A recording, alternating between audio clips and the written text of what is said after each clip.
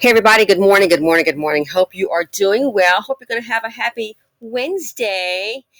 I'm just going to get to it. Much respect out to the activists, to the older citizens who really understand how life works. They understand, I'm assuming they understand business. And they're not just sitting down saying, well, that's really bad. And we have a younger person here. I've seen her quite a bit, and I've seen a lot of our older people. Commend them. Now, on the real, you're wasting your time. They have the right to protest in Chicago. Great, continue on. Yes, have at it. Because, call it out. People can see what's going on. A lot of people don't read, listen, they can watch YouTube or watch TV. Yes, so go ahead and call it out. But here's the other part that maybe a lot of people don't want to talk about. My opinion, we can agree to disagree, but truthfully, my opinion is it's a waste of time. And what I mean by that, again, sure, call it out, but I'm saying you're not going to get any change from this. It's not going to happen. It's a sanctuary city. It seems they have a directive, and they are going to follow that directive come what may. You see, they're still charging ahead. See, here's the problem.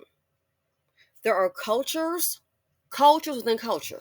We're all different in the BC. No group is just, we're different. So there are not a monolith. There are cultures within cultures. These older people, they understand. The problem is your younger ones don't understand. As I said before, in the summertime when they were taking over downtown, jumping on cars, twerking, ain't working, all of this right here going on, I said they're going to have a remedy for this and they're not going to like it. I said they're going to starve you out. Well, congratulations. That's what they're doing. I did a video. They're at the town hall meeting saying, oh, they're taking away our Section A. Well, you already have high unemployment. There's not a surplus of jobs. You already have high homelessness. So if they then take away Section A on top of that, what does that tell you? There's a message for you, boo. They want you out. They want you gone. Do you not get it? I already told you that. I said they're going to starve you out. Then they said, they're taking away our food stamps. Well, it's about resources, and resources are limited. So the issue is there are cultures within cultures. All this downtown, you got all this high crime. They're running off businesses. You have whole companies wanting to leave. You understand. It's been reported. Some have left. More were saying they want to leave because why? The workers going to come downtown where they can't work because every day somebody getting hijacked, getting a gun pulled on them. Everybody can't work remote. Running away tax dollars, not understanding somebody got to pay the taxes. The police, the firemen, the teachers, they don't work for free. Someone has to pay taxes, so you're running off tax dollars. See, this right here, the seed of poverty, the younger ones and their parents, all this right here, they got to. Have you seen the videos in Chicago saying, oh, they told us to get out and they're giving us $1,500 and they're taking us out of our, and the apartments are kind of dingy, so I'm assuming, because some are nice, but these are like, whoa. Yeah, they get ready to bring a new element in. They're putting this out and put the migrants in. Whoop-de-woo, no kidding, Duffy Moon, you think? I already told you. There's going to be a price to pay. So they're not going to come to you, or get on the internet, and like me and say what they think. No. As my father used to say, you've been here all this time and you still have not learned these people yet. Our people, this right here, they don't understand systems. We don't even know if everybody in the crowd can even spell systems. They don't understand the data. They don't understand systems. Hell, the parents don't. All this crime that's been happening, 11-year-olds, taking people food. They're on the learning curve too of carjackings. Come on, little TT, he coming too. Why? He's learning. He's a training. He's a CIT, criminal in training. So they're not going to stand by and let you just do what you want to do. They're going to have a remedy. This is a remedy to get rid of you.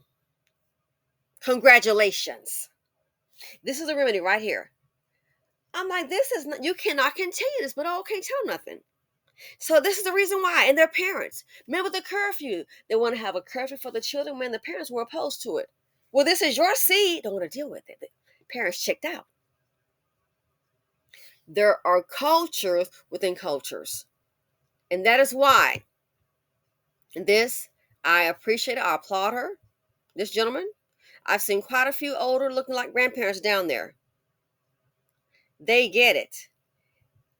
This doesn't get it. They don't get it, and the raggedy behind parents don't get it either. Too ignorant to survive. You brought this on yourself. But we don't want to talk about that. Did you really think they were just going to sit by and say, oh no, they're going to have remedy for you.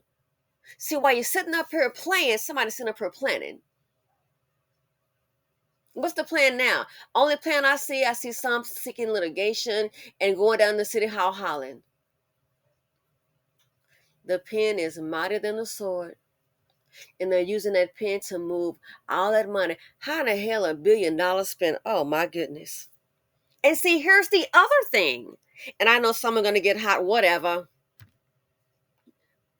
Here's the other thing. A lot of our people, you cannot. I'm telling you, a lot of people don't need to be breeding. You can call whatever you want. You're breeding dysfunction. Life is business. We live in a capitalist society. Look at this right here. Who the heck do you think wants to invest? Look at this. Data shows Chicago schools leaving kids behind. Okay? It says the data shows Chicago schools leaving kids behind. Getting on the school bus. Let me play just a quick portion of this. Welcome back to our coverage. Illinois Governor J.B. Pritzker putting Chicago on a pedestal as a showcase for Democratic policies. But when it comes to things like education, data shows that those policies are getting a failing grade in the city's public schools, and they have for a long time. Garrett Tenney is live in Chicago with more. Hi, Garrett.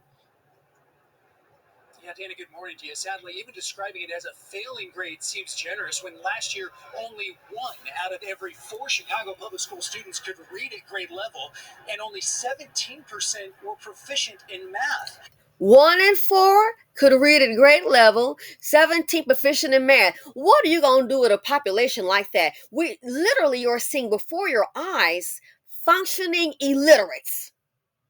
For the ones that can't read, this is crazy. And if some may be younger, a functioning illiterate is a person that knows how to function. Like they know how to, when the light is red, stop. Why? Well, because everybody else does it, so you do it too. When the light is green, go. The crosswalk, you see, oh, that little person be walking. Oh, that's what they do. So they know how to function because, they're doing what they see other people do, but they're illiterate. So you are basically looking at raising a bunch of functioning illiterates. The ones that are like that, they're outnumbering the ones that can actually perform. What do you do with a population like that? I'm sorry to tell you, they are useless. Yeah, that's what I said, useless. That's why they're doing what they're doing. Chicago's the perfect testing ground for the replacement, you think? And only 17% were proficient. As a failing grade seems generous when last year only 1 out of every 4 Chicago public school students could read at grade level, and only 17% were proficient in math. The Chicago Teachers Union argues it's a funding problem.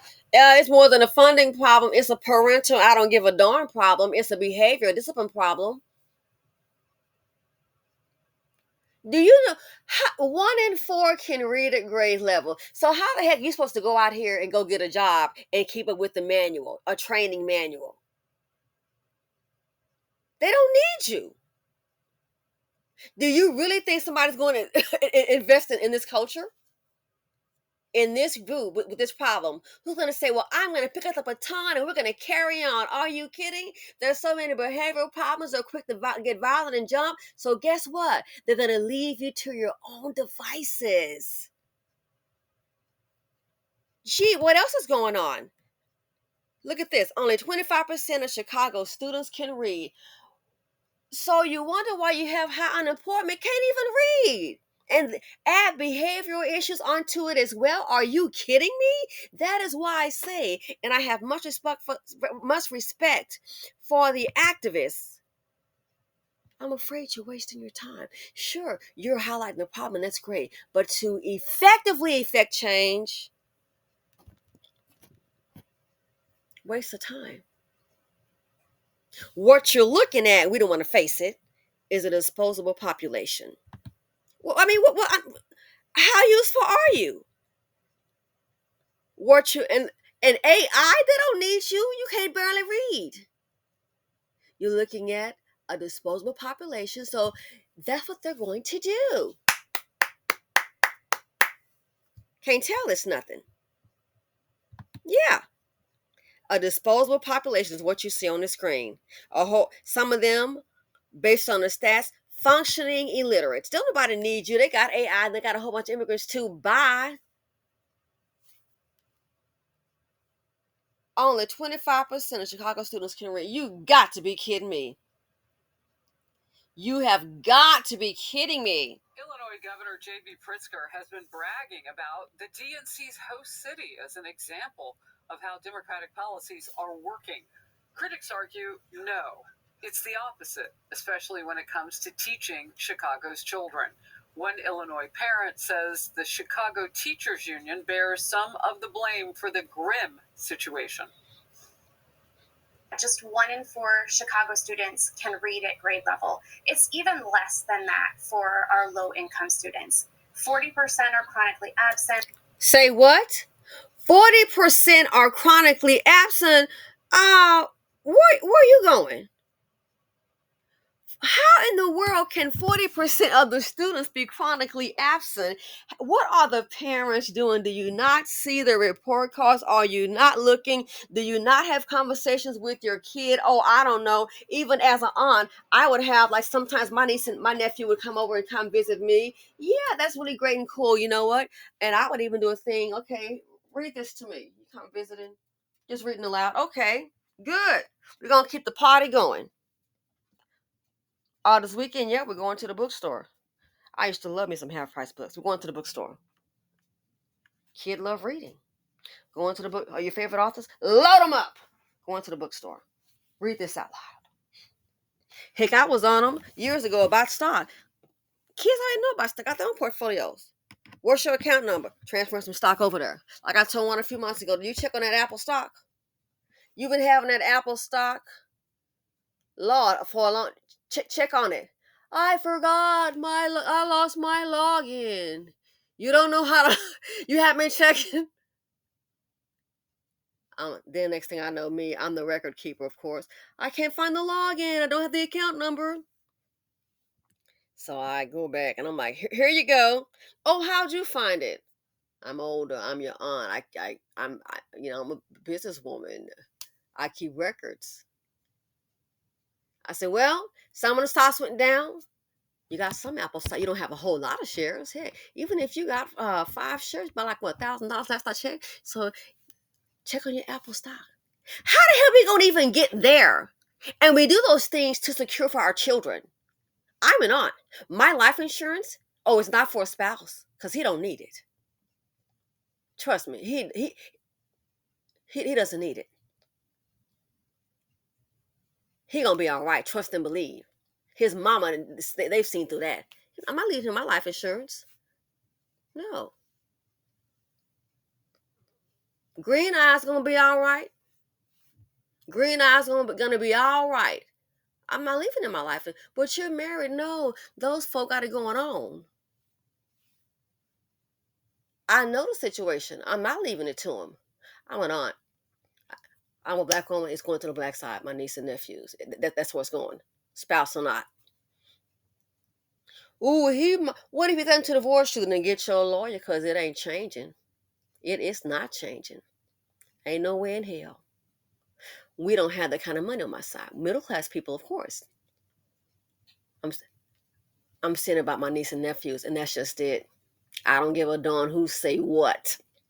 Step to me about it. You'll see. I don't play about the kids. I don't give any. Well, that's your husband. Step to me if you want. You're going to find out. I get real serious about the kids. You can talk trash about me, whatever.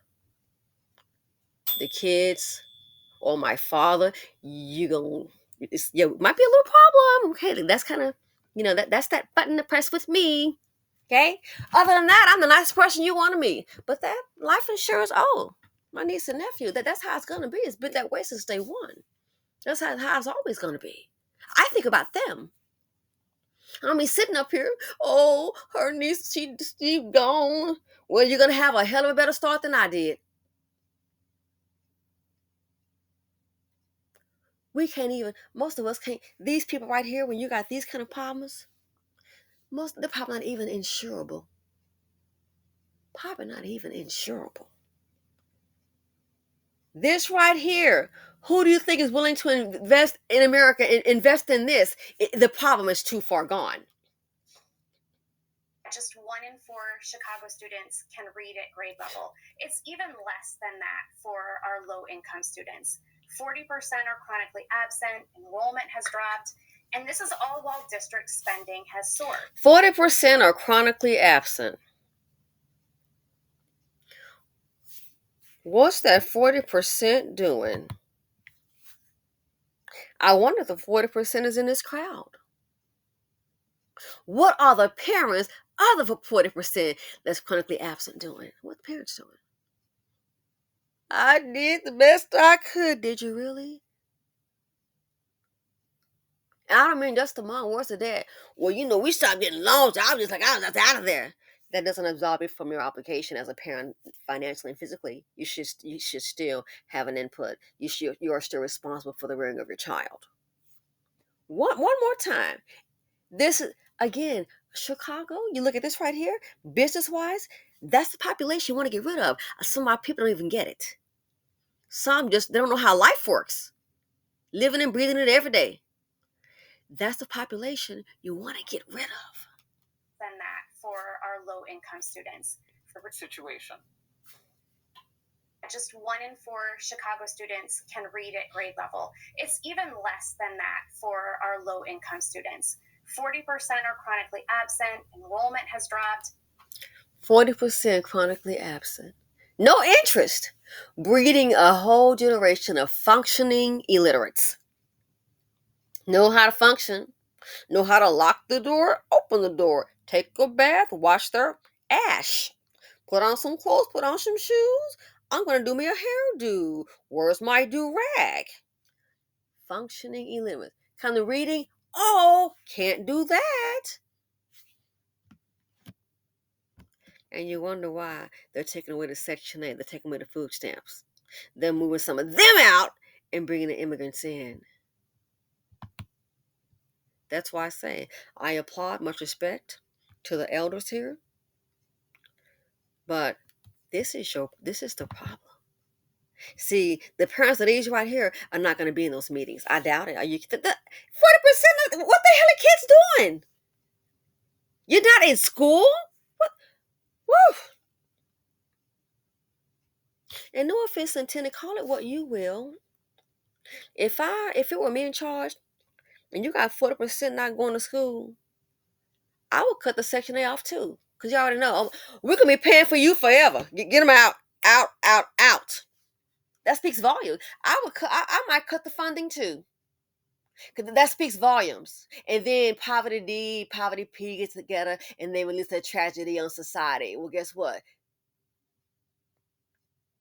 While you sit up here playing and sleeping and somebody's sitting up here planning to your demise.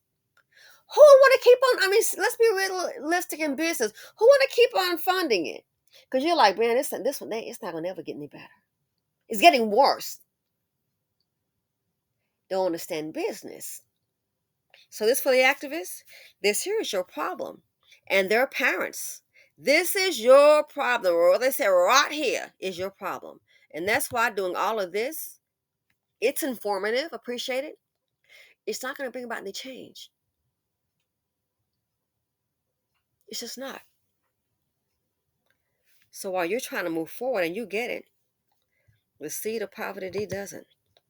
This is your problem. And that's why I say it's a waste of time. Nothing is going to change. They are going to go through in those sanctuary cities with that directive. Trust and believe. That's why $1 billion has been spent. Anyway, let me know what y'all think. Thanks for watching. Feel free to comment, like, subscribe, and share, and I'm out.